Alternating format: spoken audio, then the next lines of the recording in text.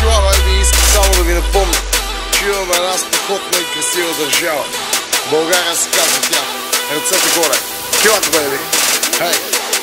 Тази песен не направих след като чух, че някак си загубили сме българския дух.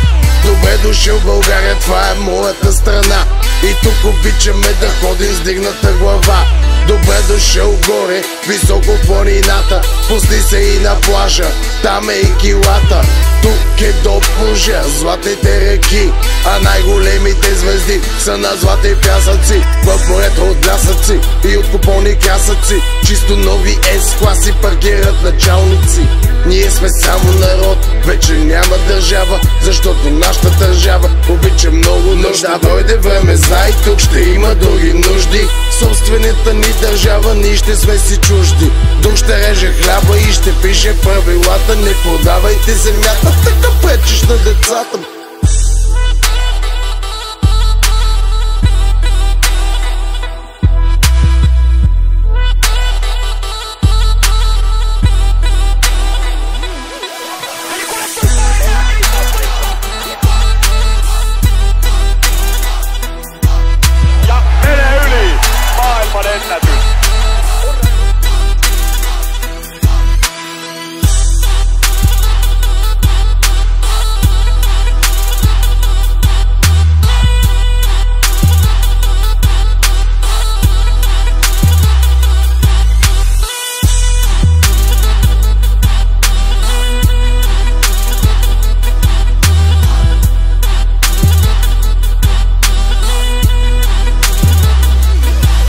Искам моята държава да е за моите деца. Искам на нашото море и на нашата планина. И ако ние сме цветя, то ни трябва и земя. И на всеки му нужните и вода и светлина.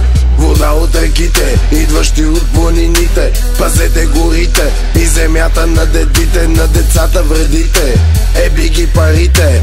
Патона с връщането им обратно гърмите. Респект за всички езици, за всички раси и народи. Обичам ви на български, Кирил и Методи. Искам български жени да раждат български деца и всички да живееме на българска земя. Да сме щастливи и развити тук и пред света, и с гордост да разправяме за малката България. Аз съм килата, не е Ария на Славия. Споделям моята любов за моята България.